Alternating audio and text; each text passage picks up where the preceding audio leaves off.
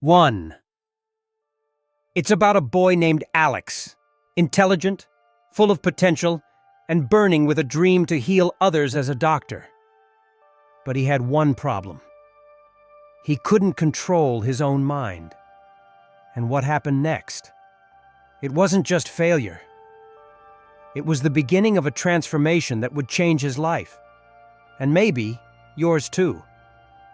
So here's the question for you to carry as we begin. What would your life look like if your mind worked for you, not against you? Let's find out. Alex was not an ordinary boy. Intelligent, thoughtful, and full of quiet determination, he carried a dream larger than himself, to become a doctor. But it wasn't for money or fame. He once witnessed a mother crying outside a clinic, unable to afford treatment for her child. And that moment pierced his heart. From then on, Alex knew he wanted to bring healing, not just to bodies, but to broken hopes. His dream was sincere, fueled by compassion. Yet despite his noble intentions, Alex faced a hidden battle, his own mind. Every time he tried to study, distractions pulled him away. A buzzing phone, a trending video, a fleeting thought. He kept whispering to himself, "I'll start later," until later became a habit, and his goals slipped further away. The problem wasn't his intelligence. It was his inability to take control of his focus. And deep down, that silent struggle was slowly stealing his future.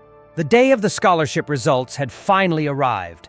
The very day Alex had quietly hoped would open the door to his future. In his heart, he believed that winning this exam would not only make his dream more achievable, but also prove that he was on the right path. He imagined his name on the list, the smile on his parents' faces, and a sense of momentum toward becoming the doctor he aspired to be. But when the results were announced, his world cracked open. He had failed. No celebration, no relief, just a cold silence, the kind that stings more than words.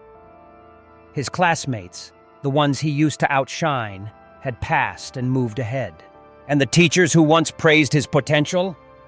Now they only offered polite nods and soft sighs. That evening, Alex sat alone, not because he lacked intelligence, but because he had let time slip through his fingers. The bitter truth was hard to swallow. He had all the talent, but no discipline. And in that quiet, painful moment, something in him began to shift. Failure has a way of forcing silence, the kind that strips away every excuse, leaving only the truth. And in that silence, Alex came face to face with a painful realization.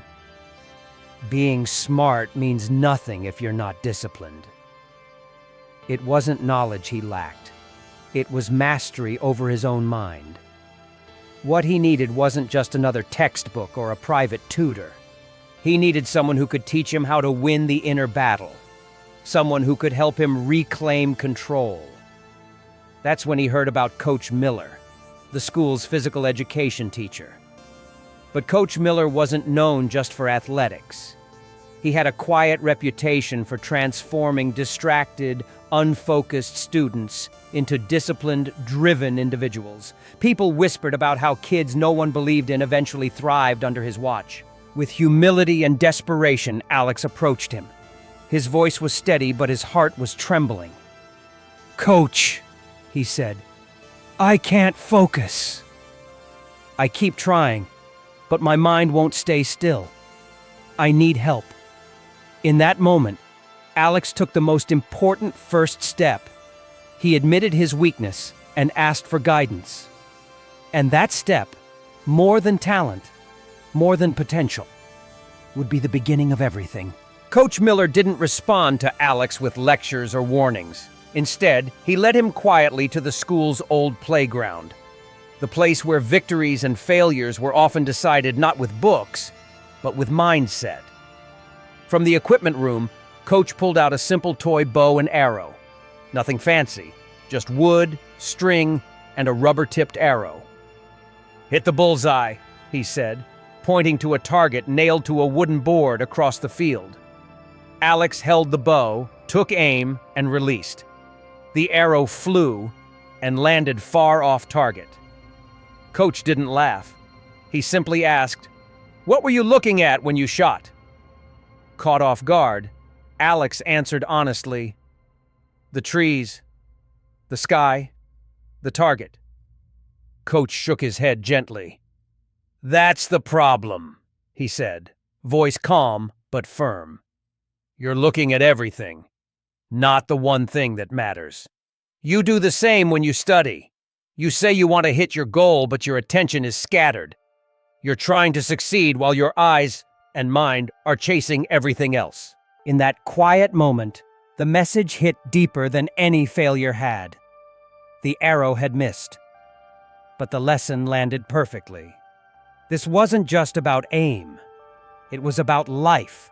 Focus determines the outcome. And Alex suddenly realized he hadn't failed because he wasn't smart. He failed because he wasn't focused. Coach didn't overwhelm Alex with lectures or complex systems. He simply offered him 4 rules, simple, clear, and powerful enough to change a life if followed with intention. Rule number 1, he said, control your thoughts. Every time your mind drifts, and it will, catch it. Pull it back. Whisper to yourself, "This is my time to focus." Don't wait for motivation. Train your brain like a muscle. Alex nodded slowly. Coach continued. Rule 2, build a routine. Your brain loves patterns. Set a fixed time to study, a fixed time to rest. Keep showing up, even when you don't feel like it. Discipline is stronger than emotion. Rule 3, he said, looking him in the eye. Eliminate distractions. Your phone, your apps, your noise. Put them away when it's time to work. Don't fight temptation. Remove it. Alex could already feel the weight of that one. And finally, Coach said, practice daily. Not once a week, every single day. You don't become strong by lifting a weight once. You grow by doing it consistently. Discipline isn't a feeling, it's a choice, repeated over and over until it becomes who you are. For the first time, Alex didn't just feel inspired. He felt equipped. These weren't just rules. They were the missing keys to unlock the version of himself he always wanted to become. Change didn't come overnight. Alex didn't wake up transformed. Instead, he started small, just as Coach Miller had taught him. The first thing he did was turn off his phone during study hours. He followed a schedule, one he stuck to even when it felt boring or hard. And whenever his mind wandered, he whispered a single sentence to himself. I want to be a doctor. That sentence became his anchor. Day by day, the chaos in his mind began to settle. The fog of distraction thinned, and he began to notice something he hadn't felt in a long time. Clarity. His focus sharpened, and with it came a renewed sense of hope. The small daily disciplines began stacking like bricks, forming a strong foundation. He was no longer trying to be productive. He was becoming disciplined. And months later, when another major exam came around, Alex didn't just walk in with confidence. He walked out as the top-ranked student. He hadn't simply passed. He had conquered. Not because he was the smartest in the room, but because he had finally trained his mind like a warrior. Focused, disciplined, unshakable. The success was sweet, but what stayed with Alex even more was the lesson. The one Coach Miller had once told him under the open sky. The mind is like a wild horse. If you don't tame it, it will drag you. But if you train it, it will carry you to your destiny. From that day on, Alex lived by one simple truth, one that turned his whole life around. Discipline your mind, and success will follow you.